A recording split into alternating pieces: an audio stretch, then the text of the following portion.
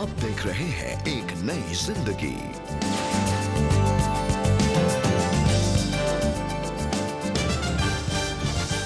Good morning दोस्तों, आपका बहुत बहुत स्वागत है एक नई जिंदगी के आज के प्रोग्राम में। गुड मॉर्निंग फ्रेंड्स, एक बार फिर से आपको अपने साथ पाकर हमें बेहद खुशी है और बहुत एक्साइटेड रहते हैं आपके साथ हमारा जुड़ना, हमारी मुलाकात हर दिन कुछ सीखने, कुछ समझने के लिए और अपने आप को और प्रोत्साहित करने के लिए। बहुत बहुत शुक्रिया आपका कि आपने चुनाव किया कि आज भी हमारे साथ जुड़े। जी बिल्कुल, बहुत अच्छा लगता है कि हम आपके साथ मिलकर सीखें। हमें भी सीखने की ज़रूरत है, आप भी सीख रहे हैं, आप और हम मिलकर परमेश्वर से सीखते हैं। दोस्तों, रिश्तों की बात हो रही है, तो जब रिश्तों में टकराव होता है, तनाव होता है, तो हमें चोट लगती है। और ये वो चोट है जो बाहर से दिखाई नहीं देती, लेकिन अंदर ही अंदर हमारा जो मन है, हृदय है, वो टूट जाता है। और हमें एक तरह से उस चोट में से बाहर आने की ज़रूरत है, हमें ठीक होने की ज़रूरत है। और कई बार इसके बारे में हमें पता नहीं होता। We don't realise that we are emotionally hurt and we need help. जी हाँ, बहुत बार हमें पता भी नहीं चलता और हम एड्रेस नहीं करते हैं, हम एक्सेप्ट नहीं करना मांगते जी कि हम चोटिल हैं। जी और जब तक हम एक्सेप्ट नहीं करेंगे कि हम चोटिल हैं या हमें तकलीफ है या हमें दर्द है, तब तक उसका उपचार नहीं हो सकता, उसके लिए किसी तरीके का स्टेप नहीं लिया जा सकता। तो सबसे ज़रूरी है कि हम इस बात को समझ पाएं और उसी हिसाब से आगे की रेमेडी और आगे का रास्ता तैयार किया जा सके। जी जी। तो दोस्तों, आज एक नई ज़िंदगी प्रोग्राम में हम बात कर रहे हैं कि जब हमें चोट लग जाती है, हम टूट जाते हैं, तो कैसे हम मदद पा सकते हैं। We gonna talk about emotional healing today. और हम जानते हैं कि आप और हम सबको इसकी ज़रूरत है। जी हाँ दोस्तों, बहुत ज़रूरी है कि हम उस भावनात्मक उपचार का इस्तेमाल करें और आज कुछ कदमों को सीखेंगे, आप भी और हम भी, किस तरीके से मैं और आप अपने आप को इमोशनली हील कर सकते हैं। पर कि हील करने का काम तो प्रभु का है, पर हम अपने आप को उस कदम में आगे बढ़ा सकते हैं। इसमें पहला कदम है सबसे पहले तो अपने दर्द को पहचानना जी कि हमें हमें चोट लगी है और इस रिश्ते को टूटने से, इस रिश्ते में जो कुछ भी हो रहा है ये अच्छा नहीं हो रहा है, कुछ तो गड़बड़ है। जी सो इस बात को समझना सबसे पहला कदम है और मैं आशा करता हूँ कि आज हम लोग में से बहुत से लोग इस बात को सीख पाएंगे। और आइए आगे बढ़ते हैं और एक सच्ची कहानी हम देखें। तो मुलाकात करते हैं पंजाब की रहने वाली कुलजीत कौर से और जाने कि कैसे इन्होंने अपने रिश्ते में बहुत सारी मुश्किलों का सामना किया, बहुत चोट खाई, बहुत दर्द और दुख था जिसकी वजह से इनकी जो भावनाएं थी वो हर्ट हो चुकी थी, ये इमोशनली टूट चुकी थी। लेकिन कैसे इन्होंने अपने जीवन में बदलाव पाया, अपने इमोशंस को बदलते हुए देखा और कैसे इन्होंने अपनी इमोशनल हीलिंग पाई, आज ये खुद हमें बता रही हैं। तो आइए इनकी कहानी हम देखें और ये कहानी आपके लिए पंजाब से लेकर आए हैं एक नई ज़िंदगी प्रोड्यूसर चांद बेंजामिन। ऐसा लगता था जैसे मेरी पूरी जिंदगी बर्बाद हो गई। बच्चों का क्या होगा? अगर मुझे कुछ हो गया तो ऐसे में उन्हें कौन देखेगा? तंगी भी काटी, खाने के बिना भी रहना पड़ा। बस हर वक्त रोती रहती थी, रोती रहती थी, रोती रहती थी। मेरी शादी साल 2012 में हुई। उसके बाद हमारी शादी की जिंदगी बहुत ही अच्छी चल रही थी। हम बहुत खुश थे, मैं, मेरे पति, बच्चे, पूरा परिवार। बाद में हम चंडीगढ़ चले गए। मेरे पति ने वहाँ अपना काम शुरू किया, टैक्सी चलाई। वहाँ भी हमारी जिंदगी बहुत ही अच्छी चल रही थी, किसी भी चीज की कमी नहीं थी, सब अच्छा चल रहा था। लेकिन शादी के 7वें साल में मेरे पति को एक ऐसी सवारी मिली जो बहुत ही नशे में थी। उनके साथ एक लंबा सफर किया और मेरे पति ने भी नशा करना शुरू कर दिया। उस दिन के बाद से मेरी जिंदगी बिल्कुल बदल गई। मेरे पति का नशा बस बढ़ता ही चला गया। जब भी मैं उनसे कुछ कहना चाहती, पूछना चाहती कि नशा करके आए हो, तो वो मेरी सुनते ही नहीं थे। बस मारने पीटने लगते थे मुझे और घर में झगड़ा शुरू कर देते थे। चीजें तोड़ने लग जाते थे, सामान फेंकने लग जाते थे। उसके बाद मैंने फैसला किया हम चंडीगढ़ नहीं रह सकते, हमें यहाँ से जाना ही होगा। हमारे घर में जैसे जैसे नशा बढ़ा, मुश्किलें और परेशानियां भी बढ़ती ही चली गई। कुछ ऐसे वक्त भी आए जब मुझे बच्चों को भूखा सुलाना पड़ा, खुद भी भूखा सोना पड़ा। हम हर चीज को तरसते थे। बच्चे सारी रात मेरे साथ रोते ही रहते थे। मैं पूरी रात सो नहीं पाती थी। मेरे पति नशे में पास लेटे होते और मैं उन्हें देख देख कर सारी रात रोती रहती। मैं प्रार्थना करती हुई, वचन पढ़ती हुई, मैं परमेश्वर से कहती रहती कि क्या बस इतनी ही है मेरी जिंदगी? आखिर मैंने ऐसी कौन सी गलती की है, ऐसा कौन सा पाप कर दिया है कि मुझे इतना दर्द झेलना पड़ रहा है, इतनी परेशानी उठानी पड़ रही है? इसी तरह मैं परमेश्वर से बातें करती रहती और फिर मैं रात में प्रार्थना करती। पूरी रात नहीं सोती थी, रो रो कर प्रार्थना करती थी। सच कहूँ तो उस वक्त मैं बहुत ज्यादा टूटी हुई थी। लगता था मेरे पति कभी नहीं बदलेंगे और उनकी ये नशे की लत कभी नहीं छूटेगी। मैंने बहुत कोशिश की कि उनकी लत छूट जाए, लेकिन ऐसा हुआ नहीं। फिर मैं अपने घर के पास एक चर्च में गई, पास्टर जी के पास। मैंने उनसे सब कुछ बताया, जिंदगी की हर मुश्किल जो मैंने झेली थी, सब कुछ उनके साथ मैंने शेयर किया और उन्होंने बहुत अच्छे तरीके से मेरा मार्गदर्शन किया। जब मैंने तलाक की अर्जी दी थी तो मैंने यही कहा था कि मेरे लिए प्रार्थना करिए कि तलाक हो जाए, और मैं उनके साथ नहीं रहना चाहती हूँ, क्योंकि मैंने अपनी तरफ से पूरी कोशिश करके देख ली थी, पर उनमें कोई फर्क नहीं पड़ा। उसके बाद पास्टर जी ने मुझे बहुत अच्छी तरीके से समझाया कि नहीं, हम इस तरह प्रार्थना नहीं करेंगे, और उन्होंने मुझे भजन संहिता 56:3 का वचन दिखाया, जिसमें लिखा था, जब कभी मुझे डर लगे तो मैं प्रभु पर भरोसा रखूंगी। और उसी तरह मैंने प्रभु पर भरोसा रखा, और उसी भरोसे के साथ मैं पास्टर जी के पास गई और प्रार्थना करवाई। वो भी मेरे लिए प्रार्थना करती रहीं और मैं भी करती रही। मैंने शुक्रवार की प्रेयर मीटिंग में जाना भी शुरू किया और पूरे 1 महीने लगातार उपवास किया।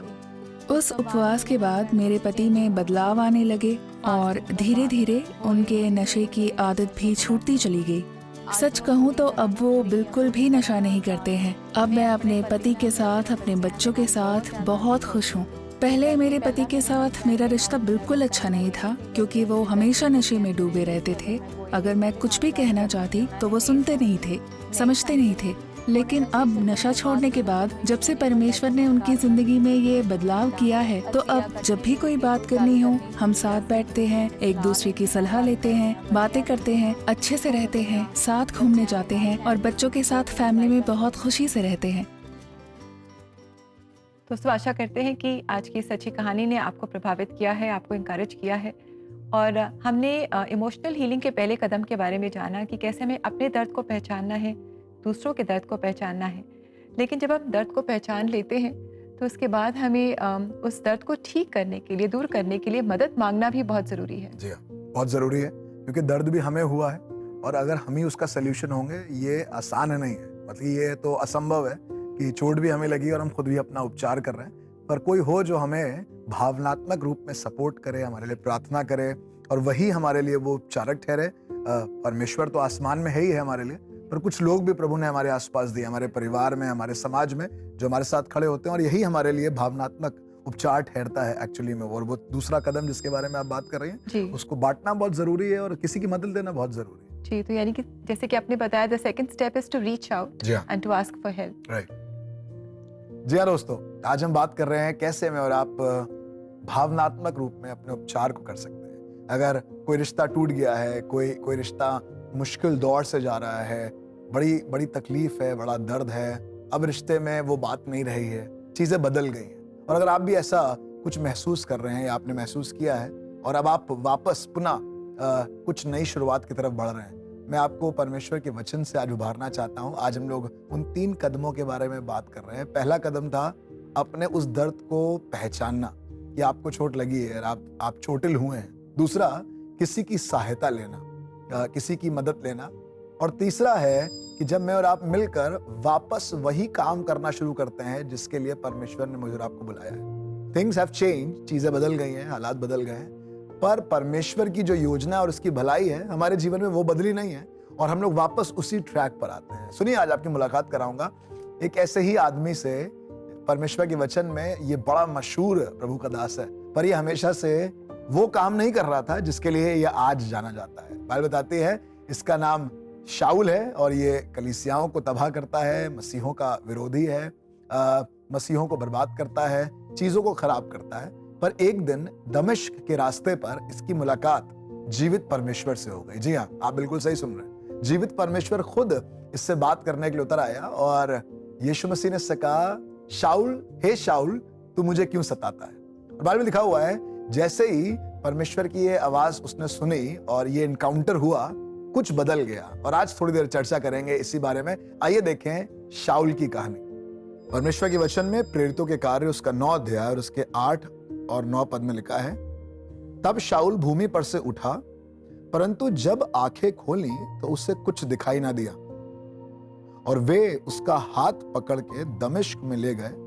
9वें पद में लिखा है, वो 3 दिन तक ना देख सका और ना खाया और ना पिया। दोस्तों, बहुत अद्भुत हुआ है और ये अद्भुत घटना परमेश्वर के वचन में नोटेड है, जहां पर शाऊल जो बहुत मजबूत है, जो बिल्कुल एक्साइटमेंट और ज़ील से भरा हुआ है, उत्साह से भरा हुआ है, इसके पास अथॉरिटी है चीजों को तबाह करने की, बर्बाद करने की, लोगों को मारने की, और ऐसे ही अथॉरिटी का एक लेटर लेकर ये दमिश्क जा रहा था, वही काम करने के लिए जो ये करता आया है। पर अब इसकी मुलाकात हो गई यीशु मसीह से, और बाइबल में लिखा हुआ है, जैसे ही एनकाउंटर हुआ उसकी आंखें बंद हो गई, बल्कि वो अपने आप को अंधा महसूस करने लगा, उसे कुछ दिखाई नहीं दे रहा है। वो आदमी जो अकेले दम पर लोगों को डराता था, अब उसे किसी का सहारा चाहिए। जी हाँ, सबसे पहले शाऊल ने रियलाइज किया कि अब वो अंधा है और उसे कुछ दिखाई नहीं दे रहा है। आज आपसे कहना चाहता हूं, अगर आपको भी ऐसे लगता है कि चीजें खराब रिलेशनशिप की वजह से या बुरी परिस्थिति की वजह से आपके ऊपर जैसे बिल्कुल पर्दा पड़ गया, आप समझ में नहीं आ रहा है आगे का रास्ता क्या है, ऐसा लग रहा है जैसे अंधे हो गए, बाइबल में लिखा हुआ है, परमेश्वर ने कुछ लोगों को ठहराया। पहला कदम उसने रियलाइज किया। दूसरा कदम, कुछ लोग थे जो उसकी मदद करने के लिए आए, और लिखा हुआ है, ना उसने 3 दिन तक कुछ खाया और ना कुछ पिया। जी हाँ, अद्भुत है, खिलाने वाला भी कोई है, पिलाने वाला भी कोई है। एक मजबूत आदमी जिसको देखकर लोग डर जाते थे, अब वो खुद परेशान है। और बाइबल में लिखा हुआ है, वो अनन्यास के पास गया, अनन्यास ने इसके लिए प्रार्थना करी और इसकी आंखों में से छिलके उतर गए, और लिखा हुआ है वो उठकर परमेश्वर की सेवा करने लगा। प्रियो, ये 3 कदम आपकी जिंदगी में भी हो सकते हैं। अपने दर्द को पहचानिए, किसी की मदद लीजिए, और परमेश्वर आपको उस योजना में इस्तेमाल करेगा। वही शाऊल जो सताता था, अब वो पौलुस होकर परमेश्वर की कलीसियाओं को स्थापित कर रहा है। बर्बाद करने वाला ही अब आबाद कर रहा है। ये ट्रांसफॉर्मेशन परमेश्वर आपके जीवन में भी ला सकता है। दोस्तों, अगर आज आप भी ऐसे ही रिश्तों में हैं जिन्होंने आपको बहुत ज़्यादा चोट और दुख पहुंचाया है, और आपको लगता है कि आप पूरी तरह से टूट चुके हैं, तो आज हमने एक नई ज़िंदगी प्रोग्राम में परमेश्वर ने हमसे बातचीत की और हमने जाना है कि हम भी इमोशनली रिस्टोर हो सकते हैं, और प्रभु ये कर सकता है हमारे जीवन में। तो आइए आप और हम मिलकर अपनी इस चोट को, अपने दिल को, अपने इमोशंस को प्रभु के पास लेकर आएँ और उनसे प्रार्थना करें। और प्रार्थना सहायता के लिए आप ज़रूर CBN इंडिया प्रेयर लाइन में हमें कॉल करें। हमें बहुत खुशी होगी आपके साथ मिलकर प्रार्थना करने में। हमारा नंबर है 99 10 40 10 10। जी हाँ दोस्तों, जरूर से अपने प्रॉब्लम को एड्रेस करें, इस नंबर पे कॉल करें और किसी का सहारा लें, और मैं विश्वास करता हूँ परमेश्वर आपके जीवन को रिस्टोर करेगा, रिश्तों को अच्छा करेगा। और उसने किया है, उसने मेरे साथ किया है, वो आपके साथ भी कर सकता है। वक्त है एक ब्रेक का, और ब्रेक के बाद हम परमेश्वर के वचनों में और उसकी आत्मा की हिदायत में ही आपके आत्मिक सवालों के जवाब देने की कोशिश करेंगे। सो हमारे साथ बने रहिएगा। We'll be right back.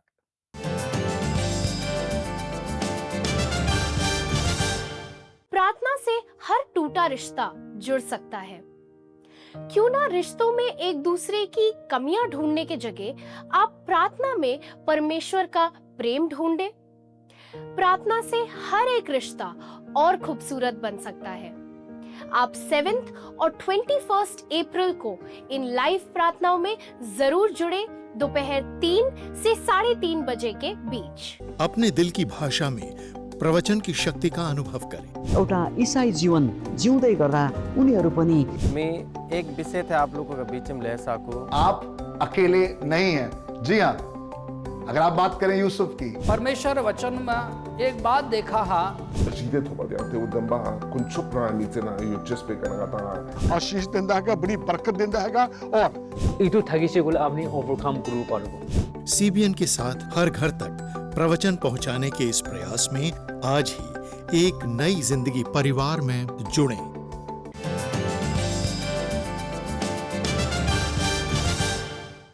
Welcome back दोस्तों, हम आपका फिर से स्वागत करते हैं एक नई जिंदगी प्रोग्राम में, जहां हम रिश्तों के बारे में बात कर रहे हैं। और हम बात कर रहे हैं कि कैसे कई बार रिश्तों में हम इमोशनली हर्ट हो जाते हैं, हमारी भावनाएं चोट खाती हैं, और बहुत ज़रूरी है कि हम हीलिंग पाएं, that we will be restored back.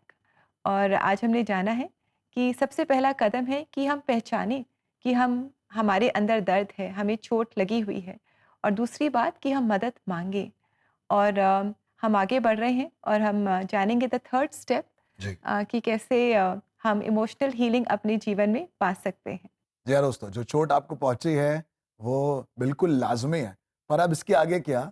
कुछ प्रैक्टिकल एक्शंस, कुछ काम जो आपको रोजाना जिंदगी में करना है। कुछ लोगों को क्षमा कर दीजिए, कुछ लोगों से बातचीत जारी रखिए, अपनी बातचीत रोकिए नहीं, और कहीं कहीं पर अपने बाउंड्रीज को सेट कर लीजिए कि अब आप वापस इमोशनली हर्ट नहीं होंगे।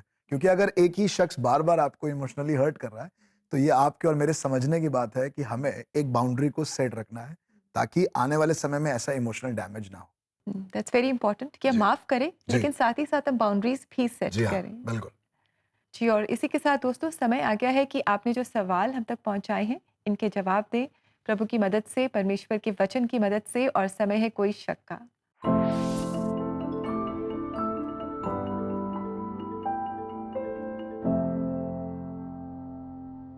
आइए देखते हैं ये पहला सवाल जिसमें हमारे दर्शक पूछ रहे हैं, हम कैसे पहचान सकते हैं कि हम इमोशनली हर्ट हैं, कि हमारी भावनाओं को ठेस लगी है। दोस्तों, मैं और आप रोजाना की जिंदगी में कहीं ना कहीं इमोशनली हर्ट होते हैं, पर ये बात समझना कि ये एक हर्ट है और उसको एड्रेस करना बहुत जरूरी है। इसको समझना बहुत जरूरी है कि अब हमारे इमोशंस वैसे नहीं हैं। जल्दी जल्दी गुस्सा आ जाना, छोटी छोटी बातों पर एकदम से भड़क जाना, चिड़चिड़ापन, ये तरीके की निराशाएं, बार बार एक ही चीज पर आकर बने रहना, उस काम को ओवरकम ना कर पाना। मुझे याद आता है उड़ाऊ पुत्र के बारे में लिखा हुआ है, मेरे पिता के घर में तो भोजन से अधिक रोटी, और देखो मैं यहाँ पर बुरी दशा में हूं। ये बात समझना कि हम कहाँ थे और अब कहाँ आ गए हैं, ये एक सिम्टम है। क्या बदलाव आ गए हमारे स्वभाव में, हमारे चरित्र में, हमारे रोजमर्रा के जीवन में। हमें उसे मॉनिटर करना पड़ेगा और उसी के हिसाब से उसको एड्रेस करके आगे बढ़ना जरूरी होगा। जी फ्रेंड्स, वी होप कि आपको आपके जो सवाल हैं उनके जवाब मिले हैं और आपको बहुत इंकरेजमेंट मिली है। और इसी तरह अगर आपके पास और सवाल हैं तो ज़रूर आप इन्हें हम तक पहुंचाएं। CBN India prayer line number पर आप इन्हें व्हाट्सएप कर सकते हैं, या CBN इंडिया यूट्यूब चैनल पर जाकर वहाँ एपिसोड के कमेंट सेक्शन में भी आप अपने सवाल हमारे साथ शेयर कर सकते हैं। जी हाँ दोस्तों, परमेश्वर ही है जो हमें संभालता है, पर परमेश्वर ने कुछ लोगों को रखा है अपने दर्द को पहचाने, किसी के पास जाएं जो समझदार हैं, उनसे बातें करें, अपने परिवार में, अपनी कलीसिया में, और साथ ही साथ कुछ और चेंजेस को अपने जीवन में लाएं ताकि मैं और आप परमेश्वर में अपने आप को स्वस्थ महसूस करें, भावनात्मक रूप से भी। तो दोस्तों, इस सवाल जवाब के सिलसिले के बाद अब समय है कि हम सुनेंगे कवाली यीशु जिंदा हुआ, और ये कवाली आपके लिए लेकर आए हैं रॉबसन मेमोरियल कैथीड्रल जो अजमेर से है, और ये पेशकश आपके लिए लाए हैं एक नई जिंदगी प्रोड्यूसर विवेक अगासी।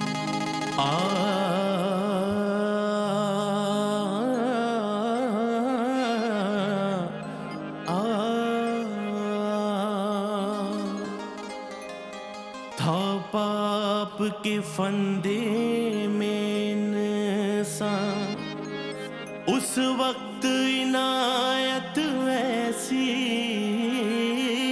की, इकलौता बेटा भेज दिया, दुनिया से मोहब्बत वैसी की, मारा भी गया और जी भी उठा, ऐसा तो नहीं कोई दुनिया में सखियों का सखी कहलाता है, जबकि तो सखावत ऐसी की।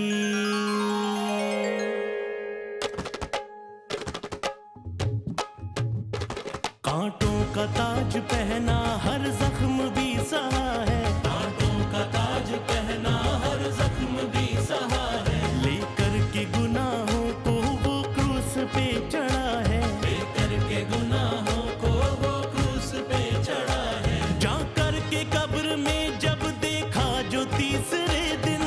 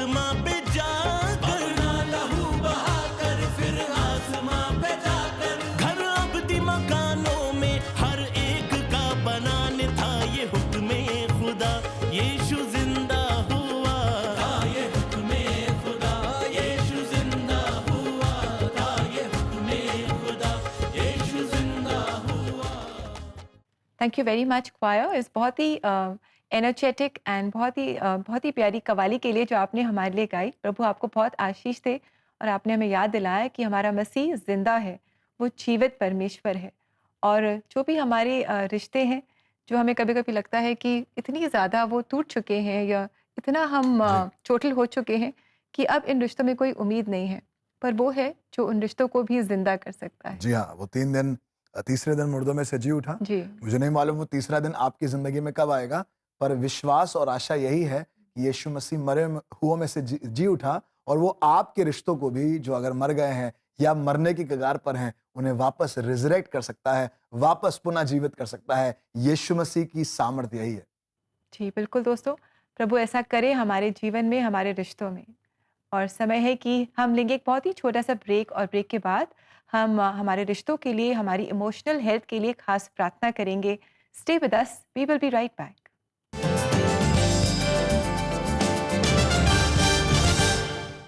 इस समर शुरू हो रहा है super adventure super book summer camp 2026 mission possible with God. हर दिन एक नया बाइबल एडवेंचर होगा। फन एक्टिविटीज, डांसिंग, सिंगिंग और टाइम ट्रैवल। क्रिस, जॉय और गिज्मो के साथ मिलकर हम मिलेंगे बाइबल सुपर हीरो से और सीखेंगे कैसे खुदा के साथ इम्पॉसिबल भी पॉसिबल बन जाता है। सबसे एक्साइटिंग बात, इंडिया के किसी भी शहर से बच्चे जुड़ सकते हैं ऑनलाइन। 25th to 27th में register today and join the mission. Limited seats हैं, तो आज ही रजिस्टर कीजिए। Super book summer camp 2026 mission possible with God.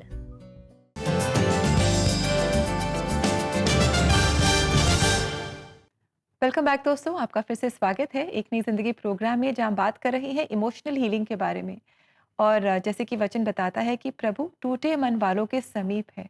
तो अगर आज आप भी टूटा हुआ महसूस कर रहे हैं और शायद हमारी बातचीत के द्वारा आप जान पाए हैं कि आपके इमोशंस हर्ट हैं, आप टूटे हुए हैं और आपको मदद की ज़रूरत है, तो हमारी प्रार्थना है कि आप प्रभु के पास आएंगे, क्योंकि वो ही है जो हमें पूरी तरह से ठीक करता है और हमें रिस्टोर करता है। जी हाँ दोस्तों, उन 3 कदमों को याद रखिए, अपने दर्द को पहचानिए, किसी से मदद मांगे और कुछ स्वाभाविक प्रैक्टिकल एक्शंस को अपने जीवन में, आदतों को लेकर आएं, क्षमा करें, बातचीत बढ़ाएं या कहीं कहीं पर बातचीत को रोक दें, बाउंड्रीज बनाएं, ताकि परमेश्वर मुझे आपको भावनात्मक रूप से स्वस्थ रखे। दोस्तों, सबसे बेहतर तरीका है अपने दर्द, अपनी परेशानी, अपनी बेचैनी को, अपने बोझों को परमेश्वर के सामने लेकर आए, क्योंकि लिखा हुआ है मत्ती 11:28 में, सब परिश्रम करने वाले और बोझ से दबे हुए लोग। और आज आप अपने रिश्तों में संघर्ष कर रहे हैं, परिश्रम कर रहे हैं, बहुत बोझ है, बहुत तनाव है, the best place you can be is the feet of Jesus. आइए यीशु के चरणों में आ जाएं और वो मुझे आपको विश्राम देगा। Let us pray. जीवित महान दयालु परमेश्वर पिता, हम धन्यवाद देते हैं क्योंकि हमारे पास एक शरण स्थान है।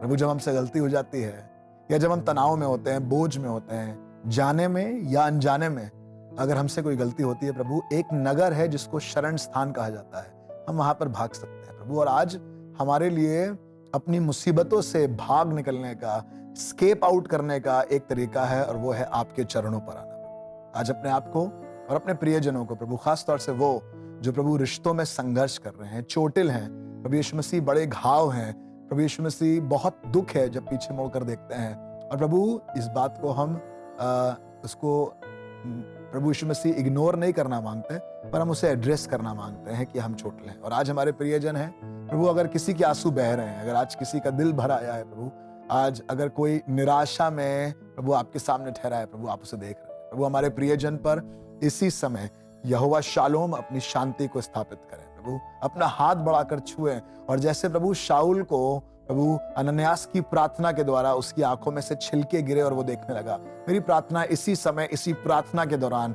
बहुत से बोझ, बहुत से अनवांटेड छिलके प्रभु निकल कर गिर जाएं और प्रभु विजन क्लियर हो जाए, दर्शन साफ हो जाए प्रभु, आने वाले समय और आगे का रास्ता साफ साफ दिखाई दे, ताकि प्रभु यीशु मसीह कोई शाऊल पौलुस बनकर प्रभु कलीसियाओं को स्थापित करे, सेवा करे, प्रेम करे। जो दुख देता था अब वो दुख उठाने को तैयार हो जाए, क्योंकि उसके पास इतना आनंद है। प्रभु चाहते हैं आप इसी समय किसी की हालात को बदल दीजिए, किसी के रिश्तों को बदल दीजिए। प्रभु किन्हीं के रिश्तों के हालातों को बदल दीजिए। प्रभु वो बदबू खुशबू में बदल जाए, निराशा आशा में बदल जाए, मृतक सड़न प्रभु जीवन के प्रभु उस खुदाबाप खुशबू में बदल जाए और हम समझ पाए परमेश्वर यहाँ मौजूद है। प्रभु इसी समय अपना अनुग्रह करें, अपनी दया करें और हमारे प्रियजनों पर अपने अनुग्रह की दृष्टि को बनाकर रखें। धन्यवाद के साथ यीशु मसीह के नाम से मांगते हैं, आमीन आमीन। प्रियो, परमेश्वर के पास जाएं, क्योंकि वो मरहम पर पट्टी लगाने वाला परमेश्वर है और वही है जो ये कर सकता है। जी हाँ दोस्तों, वचन भी हमें यही बताता है।